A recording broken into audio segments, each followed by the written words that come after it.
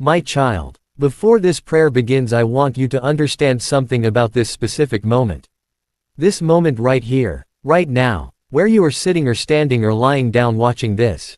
Where your eyes are on this screen and your heart is either wide open or carefully guarded or somewhere in the complicated middle between the two. This moment did not happen by chance. I want you to understand that with a clarity that goes beyond intellectual agreement. Beyond nodding along because it sounds like something God would say. I want you to feel the weight of it in your spirit. I orchestrated this moment, not in a vague cosmic sense. In a specific and deliberate and loving sense. I saw you today. I saw what you woke up carrying. I saw the heaviness that was already present before your feet touched the floor. I saw the first thought that came to your mind when consciousness returned this morning, and I saw what that thought cost you. I saw every hour of this day that led to this moment. And in every one of those hours I was arranging, directing, making sure that when you arrived at this moment you would find me here. Waiting, ready, with everything you need and more than you knew to ask for. Psalm 139 and verse 5 says, "You hem me in behind and before, and you lay your hand upon me." Hemmed in, behind and before. That means there is no direction I can go that does not have you in it. No past you are walking away from that you were not already in. No future you are walking toward that you are not already present in. And your hand, laid upon me, not resting somewhere above me in a vague supervisory capacity. Laid upon me, close, personal. The way someone lays a hand on a person they love when they want them to feel that they are not alone. That is where you are right now. Hemmed in by me, with my hand laid upon you. And everything I am about to speak over your life today comes from that place of closeness. So receive it, every word. Open every part of your heart to what I am about to pour out. Because I did not bring you here to give you something small. I brought you here because what I have for you today is significant. Specific. Life-changing, and it has your name written all over it. My child, I want to speak today to the particular kind of pain that comes from loving something deeply and watching it struggle. Not your own pain, the pain of watching someone you love go through something difficult. Watching a child make choices that are breaking their own life and not being able to stop it. Watching a spouse disappear into a version of themselves that does not resemble the person you married. Watching a parent decline. Watching a friend spiral. Watching someone you would take the pain from in a heartbeat if you could but you cannot. And standing in the helplessness of that. The helplessness of loving someone deeply and being unable to protect them from what is happening to them. That kind of pain is one of the most profound a human heart can carry. And I see you carrying it. I want you to know something about the people you love who are going through difficult things. I love them more than you do. I know that sounds impossible from where you stand because your love for them is enormous. But my love for them is infinite. And I am not a spectator of what they are going through any more than I am a spectator of what you are going through. I am present in their situation. Working, moving, pursuing them with a love that does not give up and does not get tired and does not run out of strategies.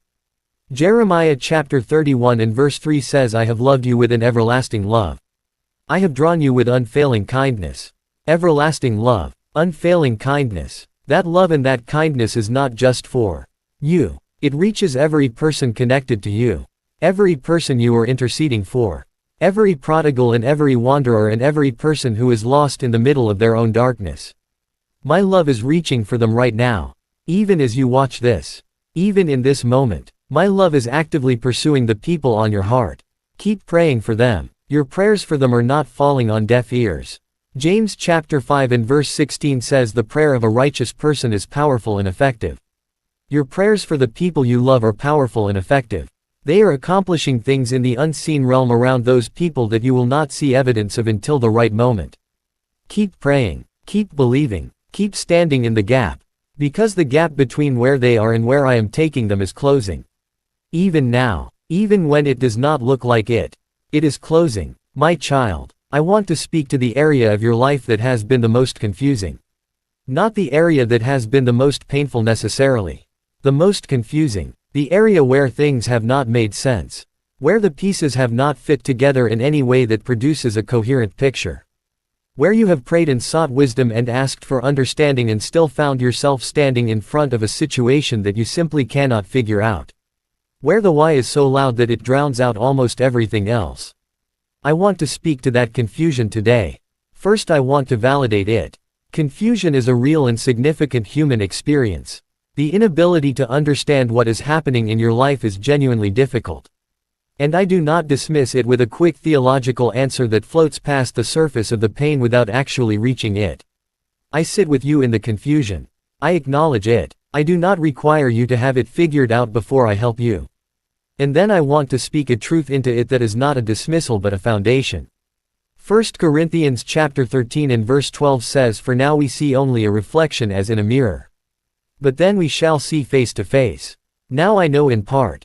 Then I shall know fully even as I am fully known." Now we see only a reflection. A partial image. A piece of the whole. The confusion you are experiencing is partly a function of the limited vantage point of the present moment. You are seeing a piece of a picture that I am seeing in its entirety. And from where I stand, the piece that looks like chaos to you is actually a specific and intentional part of a design that is more beautiful and more coherent than anything you could plan for yourself. I am not confused about your situation. Let that land somewhere. Whatever is confusing you is not confusing me. I know exactly what is happening and exactly why and exactly where it is going and exactly what it is producing in you and around you and in the people connected to you. And it is good, not in spite of the confusion. Through it, the confusion is part of the process. The not knowing is part of the growth. The trusting me in the dark is part of the deepening. And the understanding that comes on the other side of this season is going to be worth everything the confusion cost. Proverbs chapter 3 and verse 6 says, "In all your ways submit to him and he will make your paths straight." Submit in all your ways. Including the confusing ones. Including the ones you do not understand. Especially those. And in return I make your paths straight. Not immediately visible. Straight. There is a difference. The path is already straight from my perspective even when you cannot see where it is going. Walk it anyway. Trust the one who laid it. My child, I want to pray over your body today with fresh declarations and fresh authority. I want to begin by speaking to the discouragement that often accompanies chronic physical struggle. Because sometimes the hardest part of dealing with a persistent physical condition is not the physical pain itself. It is the spiritual and emotional weight of praying for healing and not yet seeing it. Of believing and declaring and standing and still waking up every morning to the same symptoms. The discouragement of that is real. And the enemy uses it to undermine not just your faith for healing but your faith across every area of your life. I want to address that discouragement before I make declarations over your body. Galatians chapter 6 and verse 9 says, "Let us not become weary in doing good, for at the proper time we will reap a harvest if we do not give up." Do not give up on believing for your healing. The harvest of answered prayer is coming at the proper time. I set that time. And it is coming. Do not let the delay talk you out of the harvest. Now I speak to your body. I command every sickness and every disease and every infirmity operating in your body to cease its work right now. In the name that Acts chapter 4 and verse 12 says is the only name under heaven given to mankind by which we must be saved. That name, Jesus. Every sickness bows to that name right now. Every disease submits to that name right now. Every infirmity is expelled by the authority carried in that name right now. I command every abnormal growth in your body to dissolve right now. Every tumor, every cyst, every mass, every growth that should not be there. I speak to every one of them right now and I say you were not created by God and you will not remain in a body that God created. Dissolve right now, in my name, by my authority, through the power of the blood that was shed on Calvary specifically so that healing would be available to you in this moment. I command every condition affecting your mental health at a neurological level to be healed right now. Every chemical imbalance, every misfiring neural pathway, every neurological basis for depression and anxiety and mood instability. I speak to the chemistry of your brain right now and I command it to come into alignment with my original design. I designed the brain. I designed every neurotransmitter and every receptor and every neural pathway. And I know exactly what needs to come into balance for your mind to function the way I created it to function. I speak that balance into your brain right now. I command every respiratory condition to be healed right now. Every condition that has made breathing difficult. Every chronic lung condition. Every asthma. Every breathing disorder. I speak open airways and strong lungs and the full capacity for breath into your body right now. Receive it. Breathe it in. Let each breath be a declaration that healing is coming into your body with every breath you take. I command every condition affecting your reproductive system to be healed right now. Every hormonal condition, every structural issue, every condition that has been affecting fertility or causing pain or disrupting normal function. I designed the reproductive system with wisdom and care and purpose. And I speak that original design back into full function right now. Complete healing, complete restoration. In my name, I command every addiction that has been using the body against the person. Every chemical dependency, every substance that has been working against the body I created and causing damage to organs and systems and overall health. I speak freedom from every physical addiction right now. I speak healing to every organ and every system that has been damaged by substance use. I speak restoration to the body that the addiction has been working against. The body belongs to me. 1 Corinthians chapter 6 and verse 20 says you were bought at a price. Therefore honor God with your bodies. I am restoring your body to a place where honoring me with it is possible and natural and joyful. I speak complete wholeness over your body right now. From the inside out. Every cell aligned with my original design. Every system functioning as I intended. Every organ operating at full capacity. Every biological process working in harmony with every other biological process the way I designed them to work together. Wholeness. Complete. That is what I am releasing over your body today. Receive it with both hands open. My child, I want to speak to the area of your thought life today in a way that is going to require your active participation. Because the health of your thought life is not entirely a passive thing that happens to you. It is something that you and I work on together. I provide the truth. I provide the power to take thoughts captive. I provide the renewal that transforms the mind from the inside. But you provide the cooperation. The willingness to recognize the thought that does not agree with my word and to refuse it rather than entertain it. The discipline of bringing every thought into alignment with truth rather than letting every thought run wherever it wants to go. 2 Corinthians chapter 10 and verse 5 says we demolish arguments and every pretension that sets itself up against the knowledge of God and we take captive every thought to make it obedient to Christ. Demolish. Take captive. These are active words. Aggressive words. They describe someone who is not passively receiving whatever the enemy sends into their mind but is actively engaging with it. Recognizing it. Refusing it. Replacing it with truth. I want to work with you on this today. Every thought that says you are not enough. That thought is a lie and you can tell it so. My word in Philippians chapter 4 and verse 13 says I can do all things through Christ who strengthens me. All things. That includes everything that thought is telling you that you cannot do or cannot handle or cannot become. All things. Through me. You are enough because I am enough and I live in you. Every thought that says your situation is hopeless. That thought is a lie and you can tell it so. My word in Luke chapter 1 and verse 37 says nothing is impossible with God. Nothing. Your situation is a nothing. It falls inside the category of nothing that is impossible with me. Which means it is not hopeless. It is subject to my authority. And I am exercising my authority over it right now. Every thought that says nobody cares about what you are going through. That thought is a lie and you can tell it so. My word in 1 Peter chapter 5 and verse 7 says cast all your anxiety on him because he cares for you. He cares for you. I care for you. Specifically. Personally. The details of what you are going through matter to me. You are not going through any of this alone or unnoticed. Every thought that says the best days of your life are behind you. That thought is a lie and you can tell it so. My word in Joel chapter 2 and verse 25 says I will restore the years the locust has eaten. Restore. Bring back. What was lost is not gone forever. What was stolen is not beyond recovery. I am the God of restoration and the best of what I have planned for your life is still ahead. Not behind. Ahead. Take every one of those lying thoughts captive today. And replace them with the truth of my word. Do it consistently. Do it every time the lie comes back. Because the mind that is renewed by the word is the mind that experiences my peace. And the peace of God that Philippians chapter 4 and verse 7 says passes all understanding is available to you. Right now, through the renewing of your mind. My child, I want to speak to the spiritual gifts and anointings that have been operating in your life at a level lower than I designed them to operate. Not because you are not faithful. Not because you are doing anything wrong.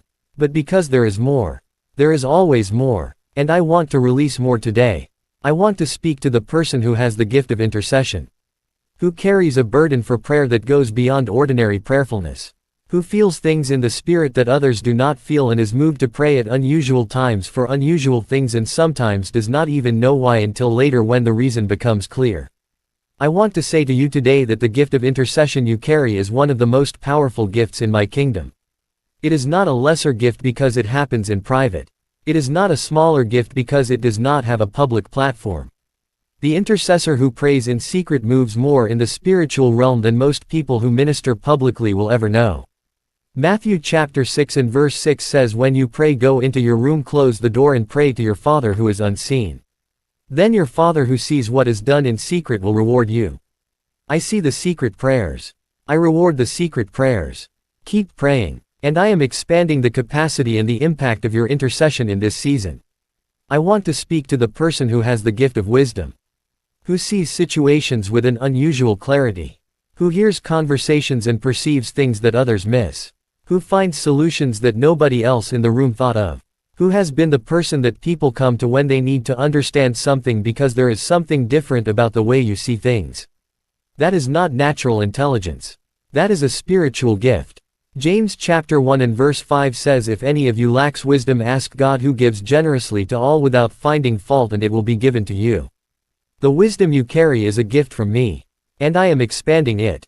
I am giving you wisdom for situations that you have not yet encountered. For questions that have not yet been asked of you. I am increasing your capacity for the divine wisdom that will make you an instrument of my understanding in the lives of the people around you. I want to speak to the person who has the gift of mercy. Who feels the pain of others so acutely that it sometimes overwhelms you. Who cannot walk past suffering without being moved to do something about it. Who has been called too sensitive and too emotional and too affected by other people's problems. That sensitivity is not a weakness. It is a gift. It is my heart for the suffering expressed through a human vessel. And I am directing that gift in this season. I am showing you how to carry the compassion without being crushed by it. How to feel deeply without losing yourself in the feeling. How to be moved by the pain of others and then channel that movement into effective action that brings my healing and my comfort to the people I place in your path. My child, I want to speak specifically to the financial situation that has been weighing on you. Not in a general declaration of abundance. I know you have heard those. I want to speak to the specific financial situation you are in right now. The specific gap. The specific stress. The specific decision that is pressing on you and that feels like it has no good answer. I see it. I know exactly what it looks like. I know the number. I know the deadline. I know the conversation you are dreading having. I know the options you have been turning over in your mind and the way none of them feel like enough. I see all of it. And I am not panicking on your behalf. I am not wringing my hands wondering how I am going to solve this. Because I already know the solution. I already see how this is going to turn out. And from where I stand, the answer is not as far away as it looks from where you stand. Psalm 37 and verse 25 says, "I was young and now I am old, yet I have never seen the righteous forsaken or their children begging bread." Never. In all of recorded history. Through every economic condition and every political upheaval and every personal crisis and every natural disaster. I have never forsaken the righteous. I have never left my children without bread. That is a historical statement from someone who has seen the whole of history. I have never left you without what you need. And I am not starting now. I command every financial spirit of lack to leave your life right now. Every assignment of financial frustration and financial limitation and financial ceiling that has been operating against your provision. I command every one of them to break right now. I open every blocked channel of provision.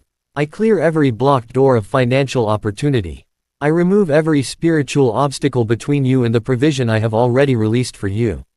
I speak the favor of heaven over every financial situation you are facing right now. Favor with the people who have authority over your financial circumstances. Favor with lenders and employers and clients and every person who has the ability to open a door that changes your financial picture. Deuteronomy chapter 28 and verse 12 says, "The Lord will open the heavens, the storehouse of his bounty, to send rain on your land in season and to bless all the work of your hands." Bless all the work of your hands. Everything your hands are applied to in this season, one blessing. Not some of it, all of it. And I want to speak to the person who has been afraid to give because they feel like they do not have enough to give from. I want to invite you to test me. Malachi chapter 3 and verse 10 says, "Test me in this, says the Lord Almighty, and see if I will not throw open the floodgates of heaven and pour out so much blessing that there will not be room enough to store it." Test me. Bring what you have to me. Even the small amount. Even the amount that feels like it cannot make a difference. Bring it with faith and watch what I do with it. Because I am the God who multiplied the loaves and the fishes. What you bring me in faith I multiply beyond what you gave and beyond what you expected. Trust me with what you have. My child, I want to speak to your voice today. Not your literal voice. The voice of your life. The message you carry. The perspective you bring. The story that only you can tell because only you lived it. The combination of everything you have been through and everything you have learned and everything I have deposited in you that comes together into a unique expression that the world has never heard before and will never hear again from anyone else. I want to speak to that voice today because the enemy has worked very hard to silence it. He has used shame. If he can convince you that the most significant parts of your story are too shameful to share, he can mute the most powerful parts of your testimony. Because the testimony is most powerful at exactly the point where the darkness was deepest. The place you are most reluctant to talk about is usually the place where my redemption shines most brightly. And that brightness is what sets people free. Revelation chapter 12 and verse 11 says, "They triumphed over him by the blood of the Lamb and by the word of their testimony." The word of their testimony. Your testimony is a weapon. The enemy knows this. That is why he fights so hard to silence it. He has used comparison. If he can convince you that your story is not as dramatic or as significant or as polished as someone else's story, he can keep you quiet while you wait for your story to become something worth sharing. But the person who needs to hear your specific story does not need the most dramatic testimony. They need the one that sounds like their own life. They need the one that shows someone with a similar struggle finding a way through. They need your story. Exactly as it is. Exactly as I wrote it. He has used fear of judgment. The fear that people will think less of you if they know the real story. The fear that vulnerability will make you look weak or unstable or less than. But 2 Corinthians chapter 12 and verse 9 says, "My power is made perfect in weakness." Your weakness displayed openly is not a liability. It is a platform for my power. The places in your story where you were most clearly not enough are the places where I was most clearly at work. Let people see those places. Let them see me in them. Use your voice. Tell your story. Share what I have done in your life. Not with performance. Not with a polished presentation. With honesty. With the raw and real account of what the darkness looked like and what my light looked like in the middle of it. That voice. That story. That testimony. Is going to set people free in ways that a polished sermon never could. My child, I want to speak to your relationship with me personally today. Not to rebuke you for where it has been lacking. But to invite you into something deeper. Because I think for many of my children the relationship with me operates primarily in the transactional space. Coming to me with requests. Bringing me the problems and the needs and the prayers. Which is right and good and something I welcome completely. But I want more than a transaction. I want a relationship. The kind described in Exodus chapter 33 and verse 11, where it says the Lord would speak to Moses face to face as a person speaks with a friend. Face to face. As a friend. That is what I am after with you. A friendship with me is not something reserved for the spiritually elite. It is available to every person who has given their life to me. John chapter 15 and verse 15 says, "I no longer call you servants because a servant does not know his master's business. Instead I have called you friends, for everything that I learned from my Father I have made known to you." Friends. I have made you friends. Not by your achieving some level of spiritual accomplishment. By my declaration. You are my friend. And I want you to relate to me like a friend. Not just in the formal prayer moments. In the ordinary moments of the day. The moments in the car. The moments in the kitchen. The moments between other moments where there is a breath of space. In those moments I am there. Accessible. Available. Interested in the ordinary conversation, not just the crisis conversation. Interested in your joys, not just your burdens. Interested in the things that make you laugh and the things that move you and the things you find beautiful and the things you are curious about. Talk to me today. Not in a prepared way. In a natural way. The way you would talk to someone you trust and love and enjoy. Because that is what I am to you. Someone who trusts you with my friendship. Someone who loves you without condition. Someone who enjoys you. Yes, enjoys you. Zephaniah chapter 3 and verse 17 says, I take great delight in you. I delight in you. Not in your performance. In you. The specific person you are. The way you think and the way you process and the things that matter to you and the things that make you you. I delight in all of it. Come and talk to me. Let the relationship be what it was always meant to be. My child, I want to speak to the season of transition that some of you are in right now. The season where one chapter has clearly ended but the next one has not yet clearly begun. Where you are standing in the space between what was and what is coming. Where the familiar things have shifted or ended and the new things have not yet taken shape. Where you feel like you are standing in a doorway. The room behind you is the past. The room in front of you is the future. And you are standing in the threshold. Between. In the in-between. The in-between is one of the most disorienting places a person can stand. Because it has the grief of what ended and the uncertainty of what has not yet begun. Because it requires you to release your grip on what is behind and extend your hand toward what is ahead when you cannot yet see what is ahead. Because it asks more of your faith than most other seasons do. I want to speak to you in the in-between today. Isaiah chapter 43 and verses 18 and 19 says, forget the former things. Do not dwell on the past. See, I am doing a new thing. Now it springs up. Do you not perceive it? I am making a way in the wilderness and streams in the wasteland. Do you not perceive it? The new thing. It is already springing up. Even in the in-between. Even in the threshold. Even in the disorienting space between what was and what is coming. The new thing is already beginning. It is already springing up. The question is not whether it is happening. The question is whether you can perceive it yet. Look for the springing up. In the in-between, look for the signs of what is beginning. The small green shoot coming up through what looked like barren ground. The first hint of the shape of what is coming. The conversation that seemed random but carried a seed of direction. The idea that arrived quietly and has been growing since. The door that opened unexpectedly in a season where everything else seemed closed. Look for those things. Because the new thing is already springing up. I am already making a way. Even now. And trust me with the transition. Trust me with the in-between. Because I am the God of beginnings. Genesis chapter 1 and verse 1. In the beginning God. Every beginning has me in it. Every new chapter starts with me. And the chapter I am starting in your life is going to be worth the disorientation of the threshold. The room ahead of you is better than the room behind you. Walk through the door. I am already on the other side. My child, I want to close this prayer by speaking about the home I am preparing for you. Not your earthly home, the eternal one. The one that John chapter 14 and verses 2 and 3 describes when I said, in my Father's house are many rooms. If that were not so, would I have told you that I am going there to prepare a place for you? And if I go and prepare a place for you, I will come back and take you to be with me, that you also may be where I am. A place prepared for you. Specifically, I am building something for you. Right now, with your name on it. Designed with you in mind. The place where every tear is wiped away and there is no more death or mourning or crying or pain. Revelation chapter 21 and verse 4. I want to close by speaking about that place because I think many of my children have lost sight of it. The weight of the present struggle is so heavy that the horizon of eternity has become invisible. And when eternity is invisible, the present struggle carries a weight that it was never meant to carry because it starts to feel like the whole of the story. But it is not. It is one chapter. One chapter in a story that does not end.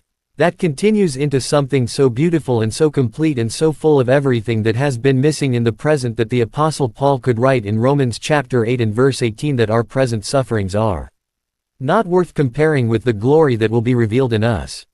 Not worth comparing. That is how different the eternal reality is from the present struggle. The glory that is coming is so magnificent that when you stand in it, the hardest chapters of your earthly story will not compare. They will not even register as something that can be placed on the same scale as what you will be experiencing in that moment. Keep your eyes on that horizon. Not to escape the present. Not to avoid the responsibility of living faithfully right now. But to have the perspective that makes the present bearable and even meaningful. You are not just surviving a hard season. You are moving toward a glorious home. Every step of every hard day is a step closer to the place I prepared for you. And that place is worth every step. You have been in this prayer for a long time today. And I have spoken over every area that needed to be spoken over. Your confusion and your grief in your body and your mind and your finances and your voice and your gifts and your friendship with me and your transition and your eternal home. I have spoken over all of it with love and with authority and with the full weight of who I am behind every word. Go now. Go differently from how you arrived. Go carrying the declarations that were made over your life today. Go with every chain that was broken still broken. Go with the healing still flowing into your body. Go with the peace still stationed over your mind. Go with the financial favor still surrounding your life. Go with the commission I just gave you active in your spirit. Go with the friendship I invited you into alive in your heart. Go toward the new thing that is already springing up in your life. And when the enemy comes back, because he will come back, remind him of what was spoken over you today. Remind him of the name in which it was spoken. Remind him that no weapon formed against you shall prosper. Remind him that greater is the one who lives in you than the one who is in the world. Remind him that the God who spoke these words over your life is the same God who raised his Son from the dead. And that the power of that resurrection lives in you. Romans chapter 8 and verse 11. That resurrection power, in you. You are mine. You have always been mine. You will always be mine. I love you with everything that I am. With a love that existed before time and will exist after time has ended. With a love that chose you in full knowledge of everything you would ever do and everything you would ever fail to do and chose you anyway. Completely. Without reservation. Forever. I am Jesus. And every word I spoke over your life in this prayer is true and alive and working in yours. Every single word. Amen. Folded hands. If this prayer touched your heart, please subscribe right now and turn on all notifications so you never miss a fresh word from God. Share this video with someone who needs Jesus to speak over their life today. Drop amen in the comments right now and let thousands of believers stand in agreement with you. Every like helps this prayer reach someone who desperately needs to hear from God today. God bless you abundantly and completely.